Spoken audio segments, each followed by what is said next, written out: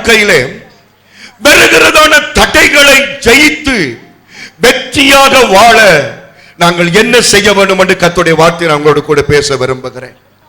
அநேக விதமான தடைகள், அநேக விதமான எதிர்ப்புகள், பிரச்சனைகள், உபத்திரவங்கள் மத்தியில அதை தாண்டி ஜெயம் எடுக்க வேண்டும் என்பதுதான் கர்த்தருடைய சித்தமாக இருக்கிறது. அல்லேலூயா. ஆண்டவற்ற பிள்ளைகள் ஒரு நாளும் பின்வாங்கி போகக்கூடாது. ஆண்டவற்ற பிள்ளைகள் ஒரு நாளும் தோற்று போகக்கூடாது. ஆண்டவற்ற பிள்ளைகள் ஒரு நாளும் இது என்னால முடியாது என்று சொல்ல முடியாது. ஆண்டவர் என்னத்தை விரும்புகிறார் என்று சொன்னால், என்னுடைய வல்லமையால், என்னுடைய பலத்தினால் மலைகளையும் உன்னால தாண்ட முடியும் என்று கர்த்தர் சொல்லுகிறார். தாவீது சொல்லுகிறான், என் தேவனாகிய கர்த்தராலே நான் ஒரு சேனைக்குள் பாய்வேன். ஆமென். சேனை என்று சொன்னால் என்னது? ஒரு ராணுவம், ஆயுதங்களோடு இருக்கிற ஒரு ராணுவம். அவன் சொல்லுகிறான், உமது நாமத்தினாலே ஆயுதங்களோடு இருக்கிற ராணுவத்துக்குள்ளே நான் பாய்வேன். ஏனென்றால் நான் தோற்று போவதில்லை. தடைகளை நான் ஜெயிப்பேன். குறைவுகளை நான் மேற்கொள்வேன். பலவீனங்களை நான் வெற்றி அடைவேன். பிள்ளைகளை, இன்றைக்கு உங்களுடைய வாழ்க்கையில நிறைய தடைகள் இருக்கலாம், நிறைய பிரச்சனைகள் இருக்கலாம். அது உங்களுடைய வீடாக அல்லது உங்களுடைய அயலாக, எத்தனையோ சூழ்நிலைகளாக இருக்கலாம். ஆனா அது எல்லாத்தையும் தாண்டி மகிமைக்கு செல்ல கர்த்தர் விரும்புகிறார். யோசுவாவின் புத்தகம் 3வது அதிகாரம் 13வது வசனத்துக்கு நாங்கள் வருவோம். யோசுவாவின் புத்தகம் 3வது அதிகாரம் 13வது வசனத்துக்கு வரும் பொழுது, ஆண்டவற்ற பிள்ளைகள் பிரயாணப்படும் பொழுது, இஸ்ரவேல் ஜனங்கள் பிரயாணப்படும் பொழுது அவர்களுக்கு வந்த எதிர்ப்பை, தடையை அந்த இடத்துல நாங்கள் பார்க்கிறோம். யோசுவா 3:13 வாசியுங்கள். சம்பவிப்பது என்னவென்றால், சர்வ பூமிக்கும் ஆண்டவராகிய கர்த்தரின் பெட்டியை சுமக்கிற ஆசாரியர்களின் உள்ளங்கால்கள் யோர்தானின் தண்ணீரிலே பட்ட மாத்திரத்தில் மேலே இருந்து ஓடி வருகிற யோர்தானின் தண்ணீர் ஓடாமல் ஒரு குவியலாக நிற்கும் என்றான். ஜனங்கள் யோர்தானை கடந்து போக தங்கள் கூடாரங்களிலிருந்து புறப்பட்டார்கள். ஆசாரியர்கள் உடன்படிக்கை பெட்டியை ஜனங்களுக்கு முன்னே சுமந்து கொண்டு போய் யோர்தான் மட்டும் வந்தார்கள். யோர்தான் அறுப்பு காலம் முழுவதும் கரை புரண்டு போம். பெட்டியை சுமக்கிற ஆசாரியர்களின் கால்கள் தண்ணீரின் ஓரத்தில் பட்டவுடன் இஸ்ரவேல் ஜனங்கள் பிரயாணப்பட்டு வருகிறார்கள். பிரயாணப்பட்டு வரும் பொழுது அவர்களுக்கு முன்பதாக யோர்தான் நதி பிரவாகித்து ஓடிக்கொண்டிருந்தது. அறுப்பு காலம் வரைக்கும் அந்த யோர்தான் நதி அடக்க முடியாது என்று ஆராய்ச்சிகள் சொல்லுகிறது. மேலே இருந்து அந்த நதி வேகமாக வந்து அந்த இடங்கள் முழுவதும் தண்ணீர் வெள்ளத்தினாலே நிரப்பிக் கொண்டே இருக்கும். அங்காளி பக்கத்திற்கு போக முடியாது. ஆகவே இஸ்ரவேல் ஜனங்கள் அந்த யோர்தான் நதிக்கு வந்த பொழுது அதை கடந்து போக முடியாதபடிக்கு அந்த யோர்தான் நதி என்ன செய்தது? பிரவாகித்துக் கொண்டு நின்றது. ஹல்லேலூயா. இன்றைக்கும் தேவ பிள்ளையே, உன்ற வாழ்க்கையில நீ முன்னேற முடியாதபடி, உன்ற வாழ்க்கையில நீ சந்தோஷத்தை அனுபவிக்க முடியாதபடி, உன்ற வாழ்க்கையில நீ ஆசீர்வாதங்களை அனுபவிக்க முடியாதபடிக்கு எந்தெந்த யோர்தான் நதிகள் பிரவாகித்து ஓடிக்கொண்டிருக்கிறதோ அதில நீ மூழ்கும்படியாக அல்ல, அதை தாண்டி போகும்படியாக கர்த்தர் உன்னை உயர்த்தி ஆசீர்வதிக்க ஆண்டவற்ற பிள்ளைகளை கர்த்தர் வழி நடத்தும் பொழுது யோர்தான் நதி இல்லாத இடத்துக்கு வழி நடத்தவில்லை, யோர்தான் நதிக்குத்தான் வழி நடத்தினார். ஆனால் அந்த யோர்தான் நதி தேவ பிள்ளைகளை மூழ்கடிக்கவில்லை.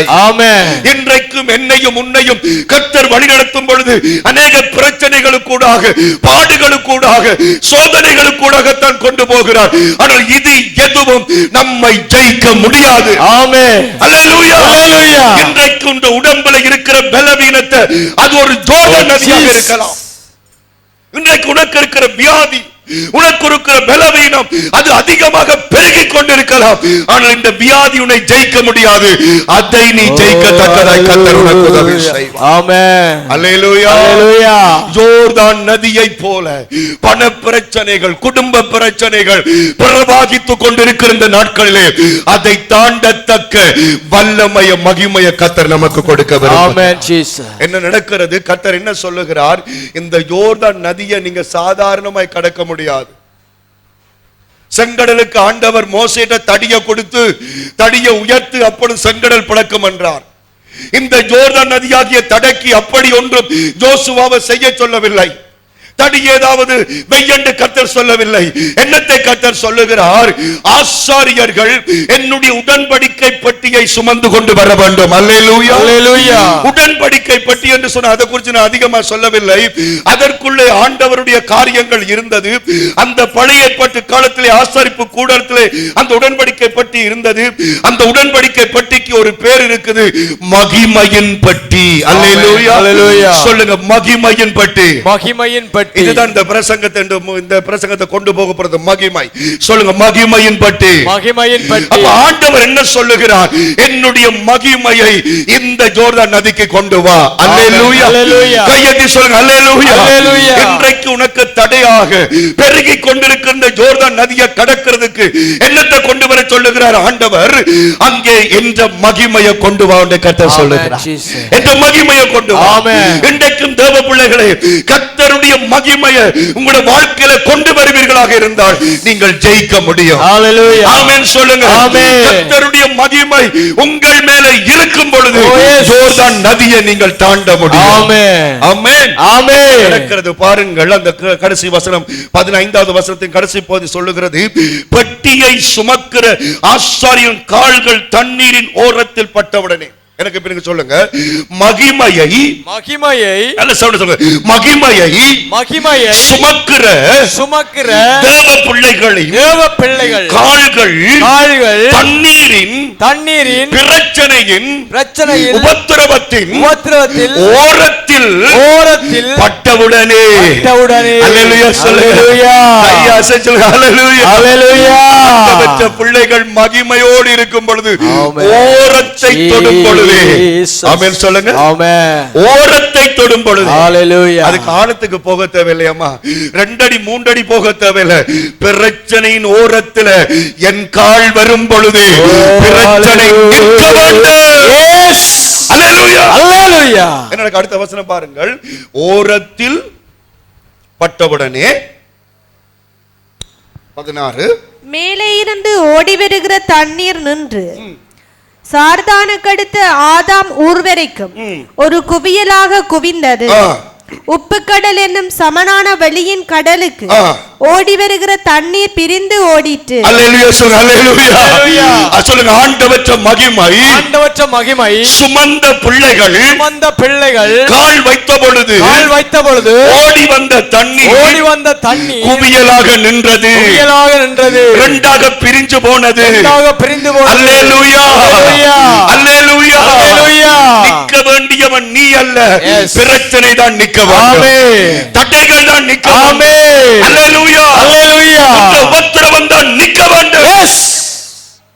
ஆண்டவற்ற பிள்ளைகளுடைய மகிமைக்கு முன்னால எதுவும் நிற்க முடியும். ஹalleluya, ஆமென் சொல்றீங்களா? ஆமென். ஓரத்துல கால் வச்சாங்க, ஓரத்துல கால் வச்சாங்க. அந்த நதி அப்படியே குவியலாக நின்றது. அற்புதம் நடந்தது, அதிசயம் நடந்தது.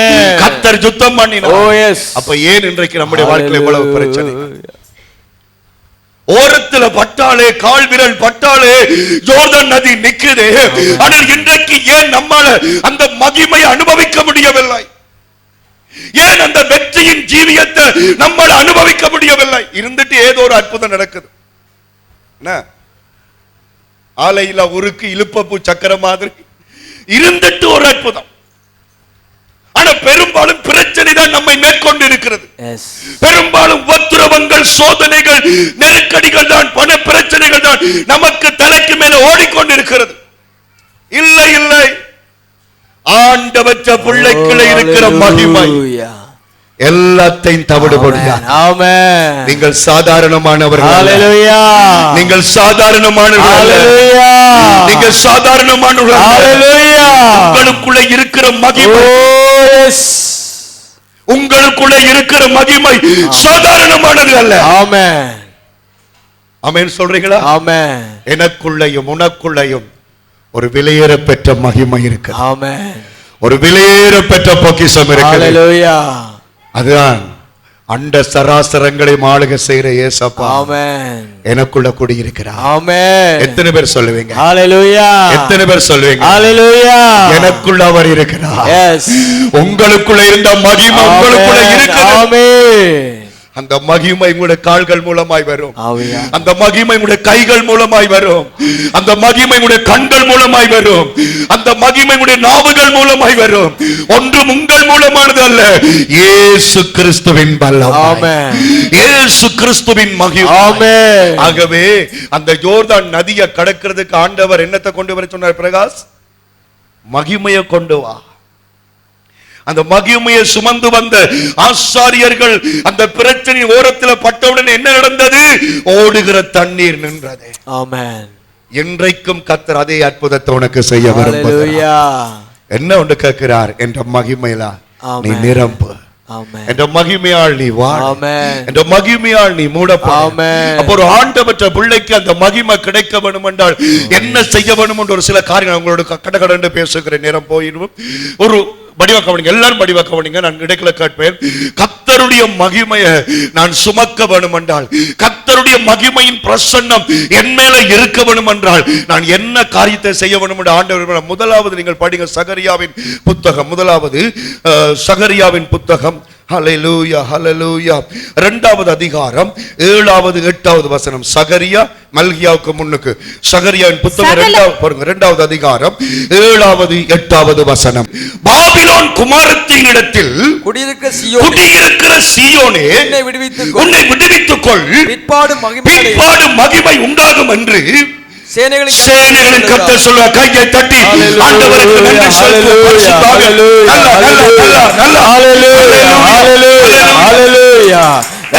சொல்லுங்க. பாபிலோன் குமாரத்தின் இடத்தில் குடியிருக்கிற சீயோனே, உன்னை விடுவித்துக் கொள், பிற்பாடு மகிமை உண்டாகும். கையை சொல்லுங்க. அல்லேலூயா. எப்ப மகிமை வரும் என்று கர்த்தர் சொல்லுகிறார்? பிறகுதான் வருமா? ஆமென் சொல்லுங்க. சொல்லுங்க. முன்னுக்கு இல்ல, சைட்டால இல்ல, பின்னாலதான் வரும் மகிமை. பிறகுதான் வரும். எப்ப பிறகு வரும்? முன்னுக்கு நீ ஒன்றை செய்ய வேணும். அல்லேலூயா சொல்லுங்க. கையை சொல்லுங்க. அல்லேலூயா. முன்னுக்கு நீ ஒன்றை செய்தாய், முன்னுக்கு நீ ஒன்றை செய்தாய், ஆண்டவற்ற மகிமை உனக்கு வரும். ஆமென். பெரியமோடு அல்லேலூயா. உனக்கு நீ என்ன செய்ய சொல்லுகிறார்? பாபிலோனிடத்தில் குடியிருக்கிற சீயோனே, உன்னை நீ விடுவித்துக் கொள், பிற்பாடு மகிமை உண்டாகும். அல்லேலூயா, அல்லேலூயா. அவர் யாரை பார்த்து இந்த வார்த்தை சொல்றார்? பாபிலோனை பார்த்து சொல்லல, சீயோனை பார்த்து சொல்லுகிறார். ஆமென். யாரை பார்த்து? சீயோனை பார்த்து. யாரை பார்த்து? சீயோனை பார்த்து. சீயோன் என்றால் யாரு? நான் நீங்கள். சீயோன் என்றால் யாரு? நான் நீங்களும். நாங்கள் சொல்லுங்க. சீயோன் என்றால் யாரு? நாங்கள். தேவ பிள்ளைகள் சொல்லுங்க. சீயோன் யாரு? இப்ப தேவ பிள்ளைகள் எங்க குடியிருக்கிறாங்களா? சீயோன் பிள்ளைகள் எங்க குடியிருக்கிறாங்க? பாபிலோன். சீயோன் பிள்ளைகள் எங்க போய் குடியிருக்கிறாங்க? பாபிலோன். பாபிலோன் என்னத்துக்கு அடையாளம்? குழப்பம், பாவம். பாபிலோனுக்கு பைபிள் டிக்ஷனரி கொடுக்கிற விளக்கம் குழப்பம் அல்லது பாவம். போன வாரமும் பாபிலோனை குறித்து கர்த்தர் நம்மோடு கூட பேசினார். இந்த வாரமும் பாபிலோனை குறித்த வார்த்தைகளை தேவன் நமக்கு கொடுக்கிறார். என்ன சொல்லுகிறார்? தேவ பிள்ளையே, பாவத்திலிருந்து நீ வெளியே வா என்ற மகிமை பிற்பாடு உனக்காக வெளிப்படும் என்று. முதலாவது ஆண்டவற்ற பிள்ளைகள் ஒன்றை உணர்ந்து கொள்ள வேண்டும். பாவ வாழ்க்கையை நாங்கள் வெறுக்கும் பொழுது ஆண்டவற்ற மகிமை நம்மை நிரப்பும். ஆண்டவற்ற பிரசன்னம் நம்மை சூழ்ந்து. அல்லேலூயா, அல்லேலூயா. பாவங்களை செய்து கொண்டிருக்கும் பொழுது, அக்கிரம வாழ்க்கையை வாழ்ந்து கொண்டிருக்கும் பொழுது மகிமை பின்னுக்கும் வராது, முன்னுக்கும் வராது. ஜோர்தான் நதி நிக்க போறது கிடையாது. ஜோர்தான் நதி எங்களை அடிச்சு உருட்டி கொண்டு போகும். ஒவ்வொரு நாளும் பிரச்சனை பாஸ்டர், ஒவ்வொரு நாளும் துன்பம் பாஸ்டர், என்னால முடியல, செத்து போனா நல்லது, எங்கேயாவது ஓடி போனா நல்லது, ஐயோ ஐயோன்னு குளறி கொண்டிருக்கிறோமே. காரணம் என்ன? எங்கேயோ ஒரு பாபிலோனின் பாவம் நமக்குள்ளே இருக்கிறது. பாபிலோன் குமாரத்தில் குடியிருக்கிற என்ற பிள்ளையே, உன்னை நீயே விடுவித்துக் கொள். ஆமென். ஆண்டவர் சொல்லவில்லை நான் வந்து உன்னை தூக்கி விடுவேன், நான் வந்து உன்னை விடுவிப்பேன் என்று சொல்லவில்லை. நீ விடுதலையாகு. ஹalleluya ஹalleluya ஹalleluya ஹalleluya ஹalleluya. யாருக்கு கடன் கொடுக்க வேண்டும் அந்த கடனை நீ கொடு. யாருக்கு நீ ஏமாத்தினையோ அதுல ஒப்புரவாகு. யாருக்கு என்ன குறை உன்ற வாழ்க்கையில் இருக்குதோ அந்த குறைய நீதான் நிவர்த்தி செய்ய வேண்டும். ஆமென். அல்லேலூயா அல்லேலூயா. பாவங்களோடு கூட இருந்து கொண்டு அடாவடித்தனங்களோடு கூட இருந்து ரதன் கடைக்கு 5000 ரூபாய் கொடுக்கவன் நான் தார நேரம் தருவன் நீ பொலிசிட்ட போய் சொல்லன்னு சொல்லி கொண்டு நீங்க மகிமை என்று கேட்டா மகிமை வரப்போறது கிடையாது. ஆமென். 5000 ரூபாய் கடன் என்றால் 5 நாள் சாப்பிடாமல் இருந்தாவது கடனை கட்டவனும் அப்பதான் மகிமை வெளிப்படும். ஹalleluya. ஆமென் சொல்றீங்களா? இது ரோட்டு முழுக்க கடன்காரன் துரத்தி கொண்டு திரிவான். இவே புரோயிலர் இறைச்சி தின்று கொண்டு இருப்பான். ஒரு கட்டத்தில் என்ன நடக்கும்? ஓரத்துல கால் வைக்க நதி இழுத்து கொண்டு போய் இன்னைக்கு நிறைய பேருடைய வாழ்க்கைகளை பார்க்கும் பொழுது பாவங்கள் சாபங்கள் நிரம்பி இருக்கிறது. திருச்சபைக்கு ஏன் வருகிறோம்? ஆண்டவருடைய சமூகத்துக்கு ஏன் வருகிறோம்? இவ்வளவு போன கிழமைக்கு முதல் வாரம் ஒரு ஊழியக்காரன் வந்தார். அவர் சொல்லும்போது ஒரு வார்த்தை சொன்னார். அது நீங்க எத்தனை பேர் கவனிச்சுக்கொள்ள தெரியாது. சபை எண்ணிக்கையிலே வளருகிறது, பரிசுத்தத்திலே குறைந்து போகிறது. எண்ணிக்கையில வளர்ச்சி இல்ல, பரிசுத்தத்திலே வளர்ச்சியை கர்த்தர் எதிர்பார்க்கிறார். ஓ ஜீசஸ். அவருடைய மனைவி அடிக்கடி சொல்வா 5 பேர் என்றால் நீங்க கவலைப்படாங்க, பரிசுத்தம் இருந்தா போதும். எனக்கு அப்படி இல்லை. எனக்கு ஆண்டவற்றை விருந்து சாலை எப்போ நிரப்பப்பட வேண்டும் என்று விருப்பம். ஆனால் அதே நேரம் இன்னொன்றை நாங்கள் பார்க்க வேண்டும். ஆண்டவற்ற விருந்து சாலைக்குள்ள இருக்கிற நாங்கள் ஒவ்வொருவரும் ஜோர்தான் நதிகளை தாண்டி போகத்தக்க மகிமை நிறைந்தவர்களாக அன்பு இருக்க வேண்டும், பாசம் இருக்க வேண்டும். அல்லேலூயா சொல்லுங்க. பரிசுத்தம் இருக்க வேண்டும், விட்டுக் கொடுத்தல் இருக்க வேண்டும், மன்னிப்பு இருக்க வேண்டும். மகிமை தானாக வரும், மகிமை தானாக. எதற்கெடுத்தாலும் கோபம், எதுக்கெடுத்தாலும் சினம், எதுக்கெடுத்தாலும் எரிச்சல், இப்படியே இருந்தால் எங்க மகிமை வரும்? எங்க பிரசன்னம் வரும்? உன்னை நீயே விடுவித்துக்கொள்.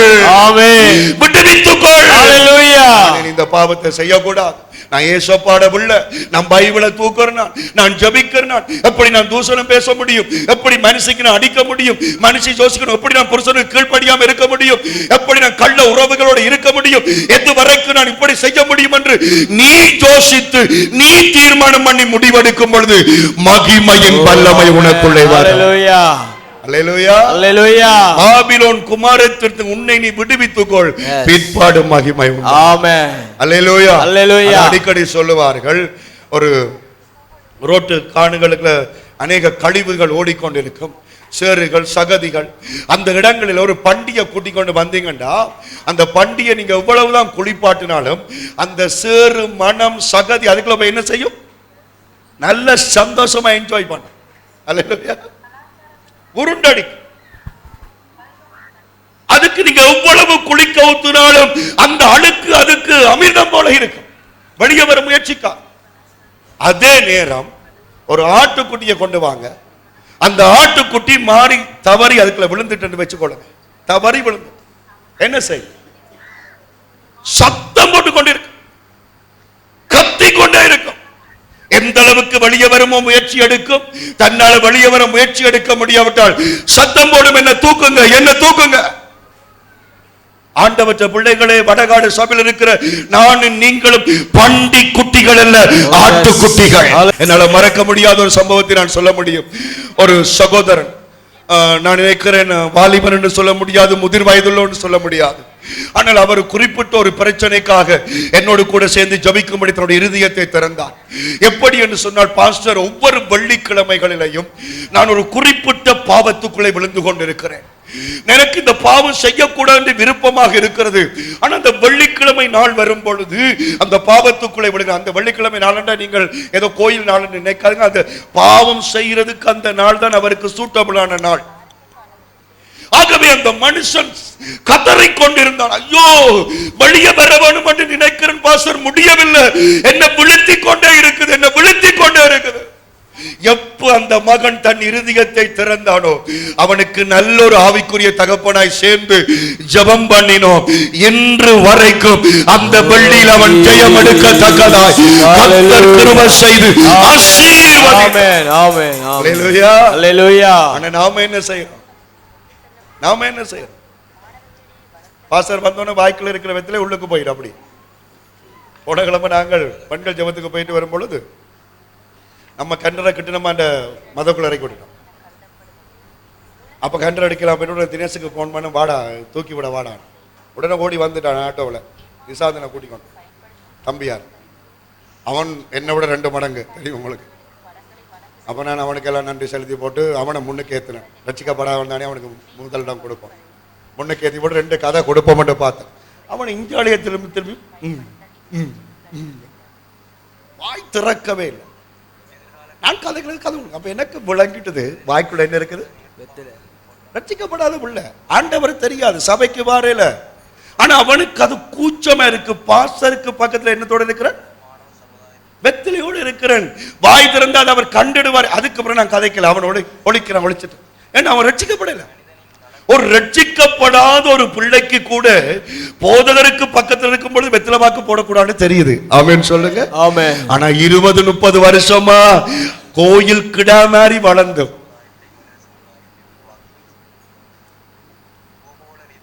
பாவம் என்னன்னு தெரியுது இல்லையே. பிள்ளையோட கதைக்கிறேல, மனுஷியோட கதைக்கிறேல, அன்பு இல்ல, பாசம் இல்ல, எப்படி மகிமை வரும்? ஐயா, காலையில அழுகை என்றாள், மாலையில் அழுகை என்றாள், காலையில் அக்களிப்பு. ஆமென். ஒரு நேரம் நீ விழுகிறாயா, இன்னொரு நேரம் நீ எழும்பி நிற்க. ஹalleluya. ஆண்டவருடைய கிருபையினால எழும்பி நிற்க. ஆமென். ஜீசஸ். தொடர்ந்து நீ பாவம் செய்யக்கூடாது. தொடர்ந்து நீ அக்கிரமம் செய்யக்கூடாது. உன்ற குடியிருப்பு பாபிலோன் இல்ல, உன்ற குடியிருப்பு சீயோன். ஆமென். உன்ற குடியிருப்பு சீயோன். ஆமென். 2 கிழமை நான் ஜெபிக்கல. இந்த வருஷம் பிறந்து 2 கிழமை நான் ஜெபிக்கல, 2 கிழமை வேதம் வாசிக்கல, 2 கிழமை குடும்ப ஜெபம் வைக்கல. ஓகே, கர்த்தருக்கு ஸ்தோத்திரம், விழுந்துட்டேன். ஆட்டுக்குட்டியாக மறுபடியும் எழும்பி நான் பெற வேண்டும். ஹalleluya. பண்டி குட்டி போல அப்படியே ஜெபிக்காம கிடக்க கூடாது. ஆமென் சொல்லுங்க. ஆமென். சந்தோஷம் இருக்க கூடாது. பாவம் எங்களுக்கு வேதனையை கொடுக்க வேணும், வெளியே வர வேணும். ஏன்னு சொன்னால் என்ன பேர்? கொஞ்சம் வாணன். வாணன், நீ பண்டி குட்டியா ஆட்டுக்குட்டியா? என்னப்பா? ஆட்டுக்குட்டி. என்ன குட்டி? ஆட்டுக்குட்டி. ஆட்டுக்குட்டி. ஆகவே சரி, ஓகே, ஒன்றுல தவறிட்டேனா, இனிமேல் நான் பாவம் செய்ய மாட்டேன். ஆமென். அருமத்துறை என்ன, நீங்க ஆண் பண்டி குட்டியா ஆண் ஆட்டுக்குட்டியா? அருமத்துறை ஆட்டுக்குட்டி, கிடையாது. ஆமென் சொல்லுங்க. கிடையாது. கர்த்தருக்காக வாழ வேணும். ஆமென். பரிசுத்தமா வாழ வேணும். ஹalleluya. வல்லமையோடு இருக்க வேணும். ஆமென். நான் இதை பரிசுத்தத்தையும் ஜெபத்தையும் ஒரு நாள் ஒப்பிடக்கூடாது. ஆனால் உண்மையிலேயே நேர்மையா உத்தமமா நடக்கிறவன் ஒரு வார்த்தை சொல்லும் பொழுது பரலோகம் அங்கீகரிக்கும். ஹalleluya. ஆமென் சொல்லுங்க. ஆமென். உடைய இருதயத்துல சுத்தம் இருந்தால் 5 மணித்தியாலம் தேவையில்லை, 5 செகண்டுக்குள்ள மகிமையை கொண்டு வர முடியும். ஆமென். பிரசன்னத்தை கொண்டு வர முடியும். ஹalleluya. ஆண்டவருடைய அக்கினியை கொண்டு வர முடியும். ஆமென். அந்த பரிசுத்த வாழ்க்கைக்கு நேராக கர்த்தர் என்னையும் உன்னையும் அழைக்கிறார். ஆமென். ரகசிய பாவங்களை விட்டு விடுங்க, மறைவான பாவங்களை விட்டு விடுங்க, ஆண்டவருக்கு நேர்மையாக வாழுங்க. ஆமென். அல்லேலூயா. அல்லேலூயா. கர்த்தர் உங்களை ஆசீர்வதிப்பார். பாபிலோன் குமாரத்தினிடத்தில், பாபிலோன் குமாரத்தினிடத்தில் குடியிருக்கிற சீயோனே, சீயோனே, உன்னை உன்னை உன்னை உன்னை உன்னை உன்னை நான் விடுவிக்க மாட்டேன். நீ விடுவித்துக்கொள், நீ விடுவித்துக்கொள், நீ விடுவித்துக்கொள். விடுவித்துக்கொள். தூசணம் கதைக்காத, தூசணம் கதைக்காத, புரட்டாணியம் கதைக்காத, ஊரலுவல் பார்க்காத, கடுவன் நே மாதிரி பட்ட நேலுக்கு பின்னுக்கு தெரியாத. ஆமென் சொல்லுங்க. கண்டறியாத வருத்தங்கள் எல்லாம் வருகிறது இப்ப. அல்லேலூயா. எப்படி மகிமை வரும், எப்படி பிரசன்னம் வரும்? திங்கள் இருந்து சனி மட்டும் அந்த வேதத்தில் சொல்லுது, அந்த ஜாவ அடக்க இயலாத ஒரு காட்டுக்கழுத போல சுத்தி திரிஞ்சிட்டு ஞாயிற்றுக்கிழமை மகிமை வராதம்மா, உன்னை விடுவிச்சுக்கொள். கர்த்தர் மகிமையை கொடுப்பா, மகிமையை கொடுப்பா, மகிமையை கொடுப்பா. ஆண்டவருடைய விருப்பம் நதி நிக்க வேணும், என்ற பிள்ளைகள் ஜெயிக்க வேணும். ஆகவே பிரபு ஆண்டவற்ற மகிமையை நீ காண வேணும். முதல்ல என்ன செய்ய வேணும்? பாவத்திலிருந்து வெளியே வர வேணும். குழப்பத்தின் ஆவிலிருந்து வெளியே வர வேண்டும். இரண்டாவது, கர்த்தருடைய மகிமை நாங்கள் காண என்ன செய்ய வேணும்? மூன்றோட முடிக்கிறேன். ஆகாய் 1:8. ஆகாய் 1வது அதிகாரம் 8வது வசனம். ஹல்லேலூயா, ஹல்லேலூயா. நீங்கள் மலையின் மேல் ஏறி போய் மரங்களை வெட்டி கொண்டு வந்து ஆலயத்தை கட்டுங்கள். அதின் பேரில் நான் பிரியமாயிருப்பேன். அதனாலே என் மகிமை விளங்கும் என்று கர்த்தர் சொல்லுகிறார். கையை தட்டி ஆண்டவருக்கு நன்றி சொல்லுங்க. ஹல்லேலூயா, ஹல்லேலூயா, ஹல்லேலூயா. எனக்கு சொல்லுங்க, நீங்கள் மலையின் மேல் ஏறி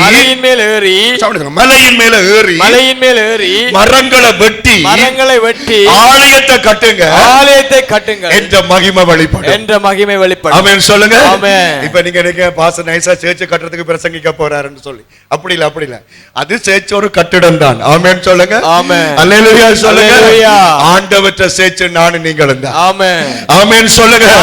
ஞாயிற்றுக்கிழமை வந்து ஜெபிக்கிறதுக்கு தான் அது சேர்ச்.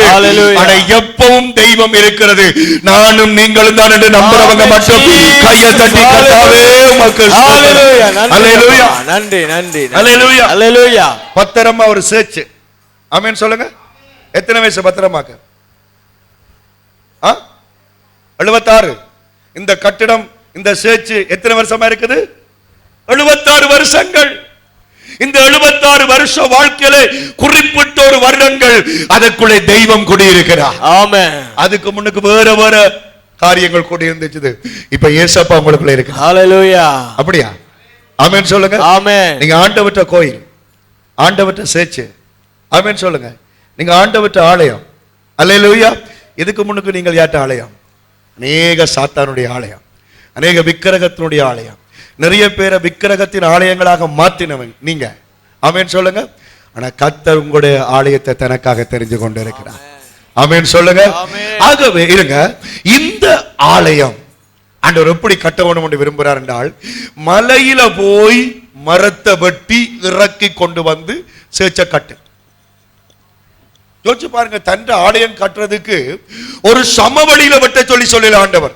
எங்க வெட்ட சொல்றார்? மலைக்கு போய் வெட்டு, மலையில போய் மரத்தை பார்த்து வெட்டு.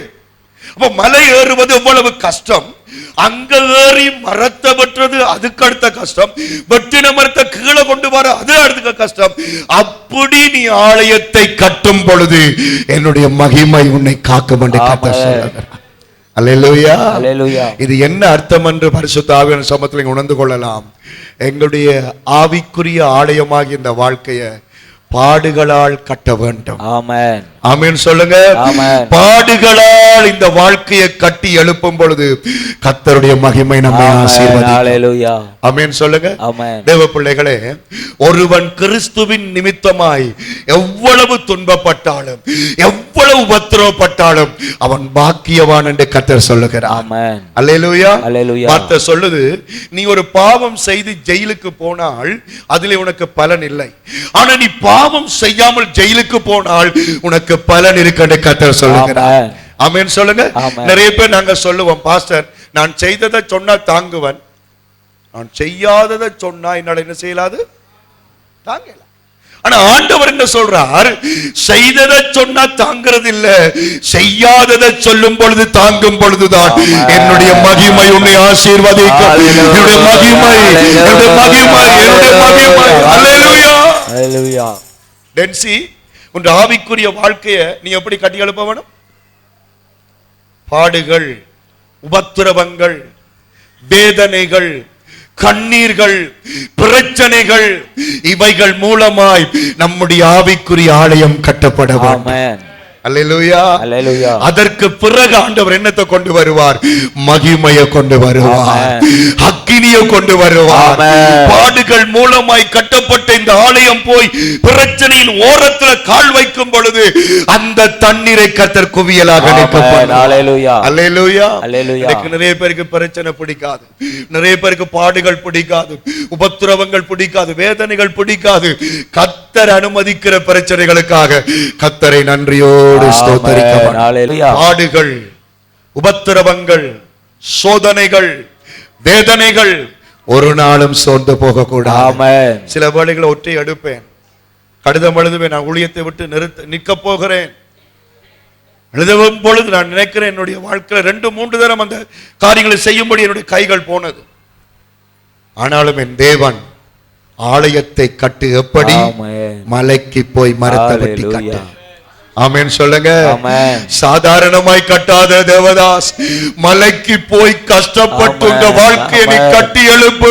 முடிவிலே என்ற மகிமையையும் என்ற வல்லமையையும் என்ற பிரசன்னத்தையும் நான் ஊற்றி கொடுப்பேன். ஆமென் ஆமென். இன்றைக்கு இந்த இடத்தில் நீங்கள் பலவிதமான பிரச்சனைகளோட, அவமானங்களோட, நீங்க செய்யாத குற்றங்களை சுமந்து கொண்டு இந்த இடத்துக்கு நீங்கள் வந்திருக்கலாம். கர்த்தர் சொல்லுகிறார், என்னைத்தான் மகிமை வெளிப்பட போகிறது. அல்லேலூயா. உன்னுடைய அன்பை உன் பிள்ளைகள் உணராமல் இருக்கலாம், உன்னுடைய பாசத்தினுடைய மனைவி உணராமல் உன்னை துன்பப்படுத்தி கொண்டிருக்கலாம். அதற்காக நீ தவறான வழிக்கு போகாத. என்ற பரிசுத்தத்தில் நிலைத்து நில். மகிமையை நான் வெளிப்படுத்துவேன் என்று கர்த்தர் சொல்லுகிறார். அல்லேலூயா. மனைவியுடைய பிரச்சனை தாங்க முடியவில்லை என்று சொல்லி குடிக்காத, கணவனுடைய பிரச்சனை தாங்க முடியவில்லை என்று மனைவி நீ தூக்கு போடாத. அந்த பாடுகள் மத்தியிலையும் உன் ஆலயத்தை கட்டி எழுப்பு. ஒரு நாள் வரும், ஒரு மகிமை, ஒரு பிரகாசம், ஒரு வல்லமை உனக்காக செய்வார். ஆமென் ஆமென். அல்லேலூயா அல்லேலூயா. ஏனென்றால் ஆண்டவர் நம்மை கண்ணோக்கி பார்த்து கொண்டிருக்கிறார். எதையும் யாரும் மறைக்கலாம், ஆனால் தெய்வத்துக்கு எதையும் மறைக்க முடியாது. வார்த்தை சொல்லுது, ஆண்டவற்ற பார்வையிலே நானும் நீங்களும் நிர்வாணிகளாய் இருக்கிறோம். எல்லாம் அவருக்கு தெரியும். அப்ப நீ விடுற கண்ணீர் அவருக்கு தெரியும், நீ படுற பிரச்சனை அவருக்கு தெரியும். உனக்கு யார் யார் என்ன துன்பம் கொடுக்கிறாங்களோ அதை ஆண்டவர் அறிவார். பக்கத்து வீட்டுக்காரன் பிரச்சனைக்கு தூசணம் பேசிக்கொண்டு சண்டு கட்டு மடிச்சு கொண்டு போனால் ஆலயம் அங்கே மலையில வெட்டப்படவில்லை, தடி பக்கத்தில் வெட்டப்படுகிறது. ஆமென் சொல்லுங்க. மற்றவன் பேசும் பொழுதும் பொறுமையா இருந்தால் ஆலயம் மலையில. ஆமென் சொல்லுங்க. பல வருஷங்களுக்கு முன்னால ஒருவர் வந்து தூஷணத்தால் என்னை பேசினார், கேட்டையெல்லாம் அடிச்சுடைச்சார். அந்த நேரத்தில் எல்லாம் நான் பொறுமையாக இருந்தேன். செய்யாத குற்றங்கள் வந்தது, கர்த்தருடைய மகிமைக்காக காத்திருந்தேன். இந்த ஊழியத்துக்கு நான் வரும்பொழுது 15 வருஷங்கள் 15 வருஷத்துக்கு முன்பதாக நான் வந்து அந்த கொட்டில் வீட்டில் இருக்கும் பொழுது ஒரு சிஏடி என்று சொல்லப்படுகிற முன்றைய விசுவாசிகளோடு தொடர்புள்ள ஒரு மனிதன் வந்தார். அவருக்கு பிடிக்காது நான் இந்த பொறுப்புகளை எடுத்தது. ஆகவே அவர் என்ன சொன்னார், உன்னை நான் தூக்கி காட்டுகிறேன் என்று தான் வீட்டுக்குள்ளே வந்தார். வந்த மனுஷனை அரவணைச்சு, வாப்பா தேத்தனிய குடி, சாப்பிடு, தூக்குறத பிறகு செய் என்று சொல்லி தேத்தனிய குடிச்சு நடந்து வந்தவன் அவன் இடத்துக்கு மோட்டார் சைக்கிளை கொண்டு போய் விட்டு. ஆமென் சொல்லுங்க. கர்த்தருக்கு ஸ்தோத்திரம். நம்முடைய வாழ்க்கையில பிரச்சனைகளை தவிர்க்க முடியாது, உபத்திரவங்களை தவிர்க்க முடியாது. ஆனால் அதன் மத்திய ஏன் கர்த்தர் அனுமதிக்கிறார் தெரியுமா? நம்ம கர்த்தர் பிரகாசிக்க பண்ண போகிறார். நம்முடைய கால்கள் ஓரங்களில் படும் பொழுது இயற்கைகள் எல்லாம் கர்த்தர் கட்டுப்படுத்த விரும்புகிறார், அற்புதங்களை செய்ய விரும்புகிறார். இந்த சபை இன்றைக்கு உபத்திரவப்படுகிறது. இந்த சபைதான் எழுப்புதலை இந்த வன்னிக்கு கொண்டு வர போகிறது, மகிமையை கொண்டு வர போகிறது, விடுதலையை கொண்டு வர போகிறது. அல்லேலூயா. ஆண்டவர் இந்த இடத்திலே எழுந்தருள போகிறார். நான் விசுவாசித்தது போல குருடர்கள், சபுடர்கள், முடவர்கள் அற்புதங்களை அனுபவிக்கத்தக்கதாய் தெய்வீக சுகமளிக்கிற வல்லமை சபையிலே ஊற்றப்பட போகிறது. மகிமை மகிமை கையை தட்டி, நல்ல கையை தட்டி. அல்லேலூயா அல்லேலூயா அல்லேலூயா. இந்த ஊழியங்கள் மூலமாக மரித்து போனவர்களையும் எழும்பத்தக்கதாய் கர்த்தர் மகிமைப்படுத்த போகிறார். ஏனென்றால் இந்த சபை பக்கத்தி மரத்தில் கட்டப்படவில்லை, மலையின் மேல் உள்ள மரத்தில் கட்டப்படுகிறது. உன்ற வாழ்க்கை அப்படி கட்டப்படும் பொழுது கர்த்தருடைய மகிமையாக. அதை நான் ஒரு கதை சொல்லுவதுண்டு. ஒரு இடத்திலே 2 கல்லுகள் இருந்தது, நல்ல கருங்கல்லுகள். கவனிங்க, நல்ல கருங்கல் 2 கல் இருந்துச்சு. ஒரு சிற்பாசாரி அந்த இடத்துல வந்தான். அந்த சிற்பாசாரி அந்த இடத்துல வரும் பொழுது ஒரு கல்லை எடுத்தான். 2 கருங்கல். நானும் ஜோன்சன் வச்சுக்கொள்ளுங்க, நானும் ஜோன்சன் 2 கருங்கல்லா கிடக்கிறோம். அந்த சிற்பாசாரி வந்து முதலாவது என்ற கல், நான் தான் கல், என்ன செய்கிறான், ஒரு நல்ல ஒரு அழகிய உருவமாக வரையும்படிக்கு உளியை எடுத்து சுத்தியல் எடுத்து அடிக்கிறான். அடிக்கும் இந்த கல்லு யோசிச்சுதான் உள்ளுக்குள்ள, இவன் என்னடா பேசாம இருந்த எனக்கு சுத்தியல் போட்டு அடிச்சு என்ன உடைக்கிறான், இவனுக்கு நான் விடக்கூடாது, இவன் நினைக்கிற மாதிரி என்ன விட்டு கொடுக்க கூடாதுன்னு சொல்லி அவன் இப்படி வெட்டுவன் நினைக்கிறேன், நான் இப்படி வடிக்கிறேன், அப்படி வெட்டுவோம்டா இந்த வடிச்சு. அந்த கல்லு ஒத்து கொடுக்கவில்லை, அந்த சிற்பாசாரிக்கு ஒத்து கொடுக்கவில்லை. ஆகவே அந்த சிற்பாசாரி என்ன செய்தான், தேவனாகிய அந்த கல்லை தள்ளிவிட்டு அடுத்ததாக அவன் நோக்கம் தேவனாகிய கல்லுதான் செய்ய வேண்டும் சொல்லி, ஆனா இந்த கல்லு அந்த பிரச்சனையை ஏற்றுக்கொள்ள முடியாதபடியால் ஜோன்சன் ஆகிய கல்லின் மேல தன்னுடைய ஒளிய வச்சு தான் நினைச்ச உருவத்தை மனசுல வச்சு அதை வரைந்தான். அதை வரையும் பொழுது ஜோன்சன் என்ன செய்தான் என்று சொன்னால் விட்டு கொடுத்தான். எப்படி சீவணுமோ எப்படி அடிக்க வேணுமோ அதுக்கேற்ற மாதிரி பிரட்டி உருட்டி சைட்டாலையெல்லாம் அடிக்கிறதுக்கு தன்னை விட்டு கொடுத்தான். ஒரு கட்டத்திலே பார்க்கும் பொழுது அழகிய ஒரு சித்திரத்தை அந்த கல்லிலே அவன் வரைந்தான். இப்ப அவன் என்ன செய்தான் சொன்னால், இந்த விட்டு கொடுத்த அந்த சித்திரமாகிய கல்லை, ஜோன்சன் ஆகிய கல்லை கொஞ்சம் உயரமாக வைத்துவிட்டு முதல் தான் எடுக்கும் பொழுது கை கொடுக்காத அந்த கல்லை அந்த கல்லுக்கு கீழே ஒரு படி போல வைத்து விட்டு போயிட்டான். இப்பொழுது அந்த வழியால வருகலாம் என்ன செய்தார்கள், அந்த ஓவியத்தை பார்க்கும் பொழுது அதுல ஆசைப்பட்டதை கிட்ட போய் பார்க்க யோசிச்சால் அது கொஞ்சம் உயரமா இருக்குது. அவங்க என்ன செய்தாங்க, கீழே இருக்கிற கல்லின் மேல ஏறி அந்த மேல இருக்கிற ஓவியத்தை பார்த்தாங்க. இப்படியே நடந்து கொண்டிருக்கு. வாரவன் போறவன் எல்லாம் கீழ்கல்லுல ஏறி மேல் கல்லை பார்த்து கொண்டே இருந்தாங்க. இப்ப இந்த 2 கல்லும் பேசிச்சுதான், தேவனும் ஜோன்சனும் கதைச்சாங்களாம். இப்ப தேவன் கேட்டுச்சுதான், இந்த கல்லை கேட்டுச்சுதான், என்னடா 2 பேரும் ஒன்றாத்தான் இருந்தோம், உன்னை மட்டும் எல்லாரும் பாக்குறாங்க, என்ன மிதிச்சு கொண்டு போறாங்க. அப்ப அந்த மேல இந்த ஜோன்சன் கல்லு சொல்லிச்சுதான், நண்பா உனக்குத்தான் அந்த வாய்ப்பு முதல் கிடைச்சது, ஆனால் நீ உபத்திரவத்துக்கு பாடுகளுக்கு உன்னை விட்டு கொடுக்கவில்லை, நான் விட்டு கொடுத்தபடியால் இப்பொழுது ஆறுதல் அடைகிறேன். நீ விட்டு கொடுக்காதபடியால் துன்பப்படுகிறாய். அதான் இயேசு கிறிஸ்து சொன்னார், துயரப்படுகிறவர்கள் பாக்கியவான்கள், அவர்கள் ஆறுதல் அடைவார்கள். இன்றைக்கு உங்க வாழ்க்கையில துயரங்கள் இருக்குதா, வேதனைகள் இருக்குதா, சொல்ல முடியாத நிந்தனைகள் இருக்குதா, ஆண்டவர் சொல்லுகிறார், உனக்கு ஆறுதல் உண்டு, உனக்கு மகிமை உண்டு, உனக்கு பிரசன்னம் உண்டு. நீ சோர்ந்து போகாத, உன் வாழ்க்கையை பாழாக்காத, பின்வாங்கி போகாத, மலையின் மேல ஏறி மரத்தை வெட்டி கொண்டு ஆலயத்தை கட்டு, நான் விருப்பமாயிருந்து என்ற மகிமையை உனக்கு தருவேன், என்ற மகிமையை உனக்கு தருவேன். கையை தட்டி கர்த்தருக்கு நன்றி செலுத்துங்கள். எவ்வளவோ பிரச்சனைகள் மத்தியில் கர்த்தர் உங்களை ஆசீர்வதிப்பார். இன்றைக்கு இந்த கிட்டினமா எடுக்கும் பொழுது அவருடைய சரீரத்தில் எவ்வளவோ பலவீனங்கள், உண்மையில இவ்வளவு சவுண்ட் எல்லாம் அவரால் கேட்க முடியாது, அவருடைய வியாதிக்கு அப்படி சொல்லி இருக்கிறார்கள். ஆனாலும் அந்த தாயார் நடந்து, ஆமென், முடிஞ்ச அளவுக்கு நடந்து ஆலயத்துக்கு வருவதை நான் பார்க்கிறேன். இப்பொழுதுதான் சில வேளைகள் மோட்டார் பைக்கை கேட்கிறார்கள். நீங்கள் தொடர்ந்தும் உங்களோட வாழ்க்கையை அந்த உபத்திரவத்தின் மூலமாய் கட்டி எழுப்பும் பொழுது கர்த்தருடைய மகிமை உங்களை ஆசீர்வதிக்கும். ஒரு நாள் கூட சொன்னது கிடையாது, பாஸ்டர் சவுண்ட் என்னால் ஏற்றுக்கொள்ளலாம் இருக்கு, எனக்கு கொஞ்சம் இந்த நெஞ்சு ஹார்ட் அட்டாக் பிரச்சனை இருக்குது, எனக்கு ஆபரேஷன் செய்தாங்க, நான் சேர்ச்சுக்கு வராம நிக்க போறேன், ஒற்று நாள் கூட கதைச்சது கிடையாது. எனக்கு அருமையான நம்முடைய வாழ்க்கை மலையின் மேல உள்ள மரத்தால கட்டப்பட வேண்டும். ஆமென் சொல்லுங்க. எப்பொழுதும் சர்வ சாதாரணமா இருக்க வேண்டும் என்று நினைக்க கூடாது.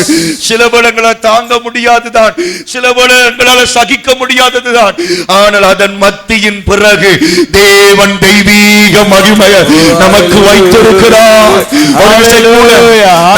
எழுந்து நிற்க போறோம். மூன்றாவது காரியத்துக்குள் போவதற்கு முன்பதாக ஒரு விசை கூட நாங்கள் எழுந்து நிற்க போகிறோம்.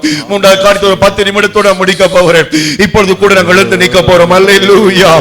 யோர்தான் நதியை நீ நிறுத்த வேண்டும் என்று கர்த்தர் விரும்புகிறார். யோர்தான் நதியை நீ கடக்க வேண்டும் என்று கர்த்தர் விரும்புகிறார். தன் மகிமை அதுக்கு கொண்டு வர சொல்லுகிறார். அந்த மகிமை வர வேண்டும் என்று சொல்ல, முதலாவது பாவ வாழ்க்கையிலிருந்து நீ வெளியே வர வேண்டும், அக்கிரமத்தின் வாழ்க்கையிலிருந்து நீ வெளியே வர வேண்டும்.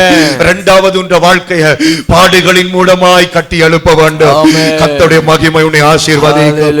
2 கரங்களை அசைத்து, ஆண்டவரே நீர் பேசுகிற வார்த்தைக்காக நன்றி அப்பா.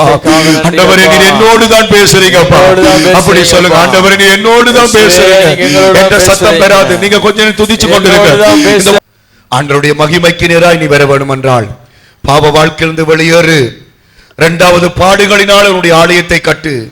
மூன்றாவது இறுதியான ஒரு காரியம் சொல்லுகிறேன். ஏசாயா 58வது அதிகாரம் 3வது வசனம். ஏசாயா 58:3. ஏசாயா 58:3. நாங்கள் உபவாசம் பண்ணும்போது நீர் நோக்காமல் இருக்கிறது என்ன? நாங்கள் எங்கள் ஆத்துமாக்களை ஒடுக்கும் போது நீர் அதை அறியாமல் இருக்கிறது என்ன என்கிறார்கள். இதோ நீங்கள் உபவாசிக்கும் நாளிலே உங்கள் இச்சைகளின்படி நடந்து உங்கள் வேலைகளை எல்லாம் கட்டாயமாய் செய்கிறீர்கள். இதோ வழக்குக்கும் வாதுக்கும் துஷ்டத்தனத்தையுடைய கையினால் குத்துகிறதற்கும் உபவாசிக்கிறீர்கள். நீங்கள் உங்கள் கூக்குரலை உயரத்திலே கேட்க பண்ணும்படியா இந்நாளில் உபவாசிக்கிறது போல் உபவாசியாதிருங்கள். இந்நாளில் உபவாசிக்கிறது போல உபவாசியாதிருங்கள். அல்லேலூயா. ஆண்டவர் சொல்லுகிறார், நாங்கள் உபவாசிக்கிறோம், மகிமை வரவில்லை, வெற்றி வரவில்லை என்று சொல்றீங்களே. அப்ப கர்த்தர் சொல்றார், நீங்க இப்படி உபவாசிக்க வேண்டாம். அப்ப எப்படி உபவாசிங்கன்னு சொல்ற அடுத்த வசனம் படியுங்கள். மனுஷன் தன் ஆத்துமாவை ஒடுக்கிறது தலை வணங்கி நாணலை போல் இரட்டிலும் சாம்பலிலும் படுத்துக் கொள்ளுகிறது. எனக்கு பிரியமான உபவாச நாளாய் இருக்குமோ? இதையா உபவாசம் என்று கர்த்தருக்கு பிரியமான நாளென்றும் சொல்லுவாய். அக்கிரமத்தின் கட்டுக்களை அவிழ்க்கிறது, நுகத்தடியின் பிணையல்களை நெகிழ்கிறது, நெருக்கப்பட்டிருக்கிறவர்களை விடுகிறது, சகல நுகத்தடிகளையும் உடைத்து போடுகிறதும், பசியுள்ளவனுக்கு ஆகாரத்தை பகிர்ந்து கொடுக்கிறதும், அடுத்தது துரத்துண்ட சிறுமையானவர்களை வீட்டிலே சேர்த்துக் கொள்ளுகிறது, வஸ்திரம் இல்லாதவனை கண்டால் அவனுக்கு வஸ்திரம் கொடுக்கிறதும், உன் மாம்சமானவனுக்கு உன்னை ஒழிக்காமல் இருக்கிறதும் அல்லவோ எனக்கு உகந்த உபவாசத்தை நீ செய்யும் பொழுது விடியற்கால வெளுப்பை போல உன் வெளிச்சம் எழும்பி உன் சுக வாழ்வு சீக்கிரத்தில் துளித்து உன் நீதி உனக்கு முன்னாலே செல்லும். கர்த்தருடைய மகிமை உன்னை பின்னாலே காக்கும். கர்த்தருடைய மகிமை உனக்கு பின்னாலே வரும்.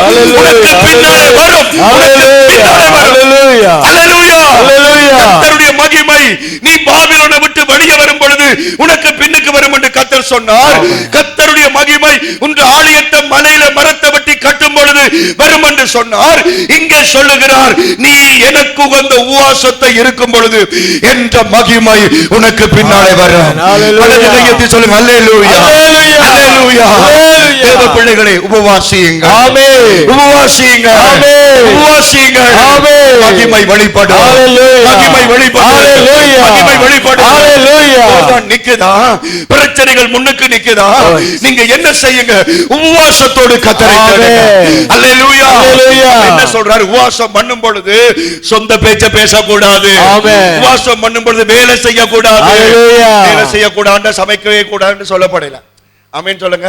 அது என்ன சொல்லப்படும்? வேலைகளை எல்லாம் கட்டாயமா செய்கிற. அதாவது சிலர் என்ன செய்ய, உபவாசம் இருக்கும் பொழுதுதான் அப்படியே அரை ஏக்கர் காணி முழுக்க கூட்டுவாங்க. ஆமென் சொல்லுங்க.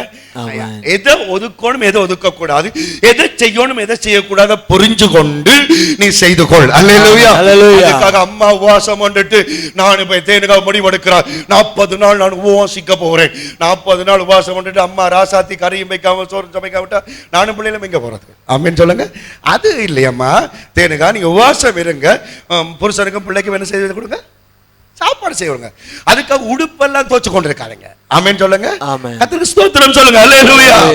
அங்கே தேவனுக்கு உகந்த உபவாசத்தை நீ வேலை செய்யாத, அந்த நேரம் பாவம் செய்யாத, ஏதாவது பாவம் இருந்தால் ஒப்புரவாகி இப்படியான உபவாசத்தை நீ கொண்டு வரும் பொழுது என்னுடைய மகிமை உனக்கு பின்னாலே வரும். மகிமை உனக்கு பின்னாலே. அல்லேலூயா, அல்லேலூயா. அருமையான சகோதரன் இந்த இடத்துல இருக்கிறார். 21 நாள் உபவாச ஜெபம் அங்கே பள்ளிக்கூடால வைத்திருக்கிறார். நான் கடந்த கிழமை போன பொழுது அவர் ஒரு சாட்சி சொன்னார். அண்ணன், உபவாசம் தொடங்கி முடிக்கிறதுக்குள்ளேயே எங்களுடைய ஆலயத்தின் வேலைகளை கர்த்தர் செய்ய தொடங்கி. ஆமென் சொல்லுங்க. புதுசாக ரட்சிக்கப்பட்ட ஒரு விசுவாச குடும்பம் சொன்னாங்களாம், வந்து நீங்க ஒன்றுமே செய்யக்கூடாது, நாங்கள் எல்லாம் செய்யணும், சுத்தம் மதில் கட்ட வளர்க்கிட்டாங்க. அப்ப அவன் ஒரு மேசனை கூட்டி கொண்டு வந்தான். அந்த மேசன் ரட்சிக்கப்படாதவன். அவன் பார்த்துட்டு சொன்னான், பாஸ்டர், இந்த ஒரு பக்கத்து மதில கட்டுற செலவு முழுக்க நான் பொறுப்படுகிறேன்.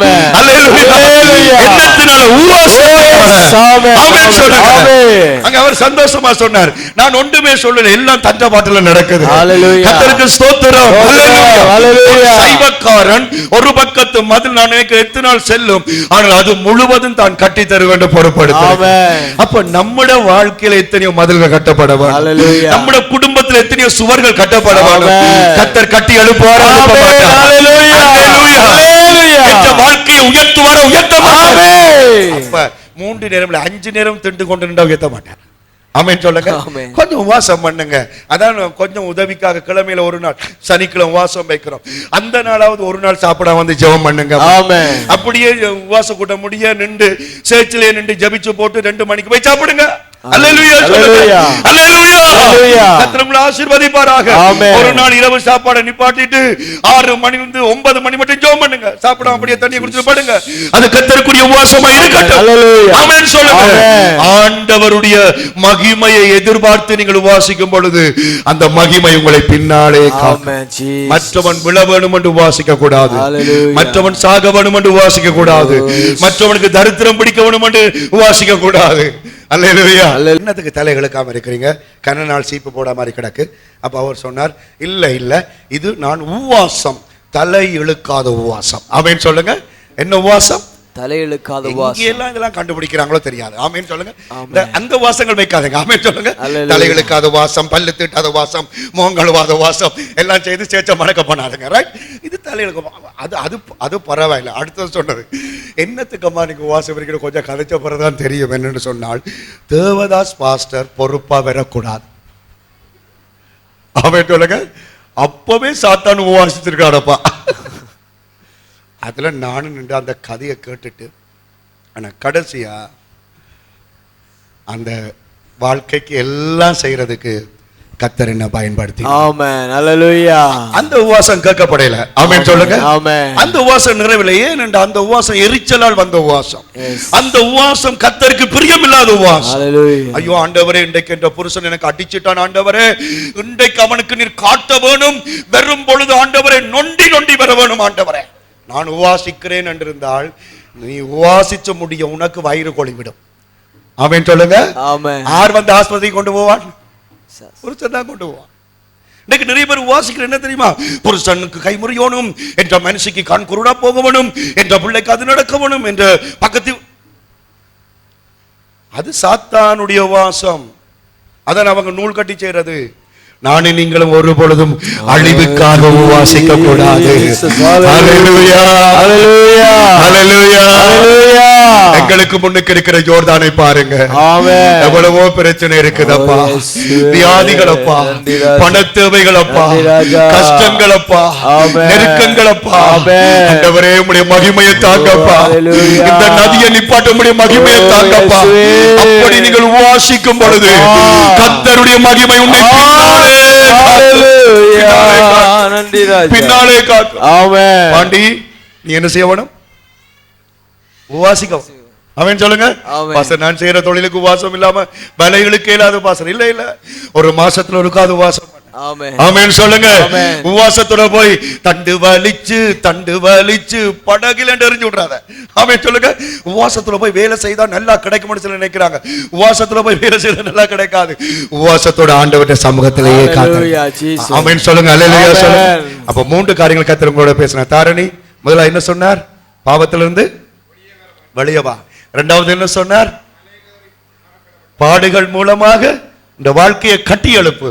மூன்றாவது அப்பா என்ன சொல்றார்? உபவாசம் பண்ணமா, உபவாசம் பண்ணுங்க. ஆமென் சொல்லுங்க. உபவாசம் பண்ணு, உபவாசம் பண்ணு, உபவாசம் பண்ணு, உபவாசம் பண்ணு. பக்கத்துல இருக்க சொல்லுங்க, உபவாசம் பண்ணு, உபவாசம் பண்ணு. பக்கத்துல சொல்லுங்க, உபவாசம் பண்ணு, உபவாசம் பண்ணு, உபவாசம் பண்ணு, உபவாசம் பண்ணு. மகிமை வரும். சொல்லுங்க, கை கொடுத்துங்க. மகிமை வரும். கொஞ்சம் உபவாசி. கொஞ்சம் உவாசி உபவாசி. கொஞ்சம் உவாசி சொல்லுங்க விசுவாசியே விசுவாசியே உபவாசி. நல்லா இருக்கு விசுவாசியே விசுவாசியே உபவாசி. உவாசி நல்லா இருக்கு நல்லா இருக்கு. இந்த பதம் நல்லா இருக்கு. விசுவாசியே உபவாசி. விசுவாசியே திண்டு கொண்டு இருக்காத. உபவாசி உபவாசி. முன்னுக்கு எவ்வளவு பிரச்சனைக்கு உனக்கு தெரியலையா? ஆமென் சொல்லுங்க. ஆமென். எவ்வளவு துன்பங்களுக்கு உனக்கு தெரியலையா? ஹalleluya. உபவாசம் பண்ணு. ஆமென். மாறு. ஆமென். மாறு. ஆமென். மாறு. ஆமென். மாறு. ஆமென். உபவாசம் பண்ணிப்பார், புது கட்டி கிடைக்கும். ஆமென் சொல்லுங்க. உபவாசம் பண்ணிப்பார், கேன்சர் நோய் மாறு. ஆமென். சலரோகம் மாறு. ஆமென். எல்லா வீட்டில் இருக்கிற சாபங்கள் விலகும். ஹalleluya. ஹalleluya. ஹalleluya. உபவாசிச்சிட்டு நல்ல தேவ பிரசன்னத்தோட ஆண்டவற்ற மகிமையால் வருகிற காலம். ஆமென் ஜீசஸ். ஆமென் சொல்லுங்க. ஹalleluya. எங்க வருத்தமா அத பாசம் இயேசுவின் மகிமையினால் இயேசுவின் அப்படி மகிமை. கைவை ஆமென். விலகி போய்விடும். ஹalleluya. பிரிஞ்சு போய்விடும். ஹalleluya. ஹalleluya. Jesus. ஹalleluya. உபவாசிங்க. ஆமென். உபவாசிங்க. ஆமென். இன்னைக்கு கர்த்தர் உங்களோட கூட பேசுகிறார். ஹalleluya. உபவாசம் பண்ணுங்க. ஆமென். உபவாசம் பண்ணுங்க. ஆமென். எனக்காக காத்திருங்க. ஆமென். ஹalleluya. ஹalleluya. பெரிய காரியங்களை செய்வேன். ஆமென். மகிமையான காரியங்களை செய்வேன். ஆமென். இந்த யோர்தான் நதியை நீ கடந்து போவதற்கு ஆமென், Jesus. மோசையின் கோல் அல்ல, என்னுடைய மகிமையின் பட்டியை கொண்டு வா. ஆமென். என்னுடைய மகிமையை கொண்டு வா. ஆமென். இன்னைக்கு அந்த மகிமையை கொடுக்கிற 3 ஹalleluya. காரியங்களை கர்த்தர் நம்மோடு கூட பேச ஆமென். யாவர் எழுந்து நின்று கர்த்தரை ஆராதனை செய்து நாங்கள் முடிக்க போகிறோம்.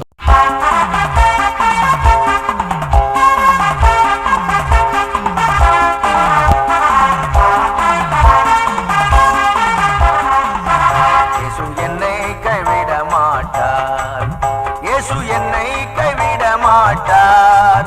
கடும் புயல் வாரினும் பெரும் காற்று வீசினும் அவர் என்னை கைவிட மாட்டார்.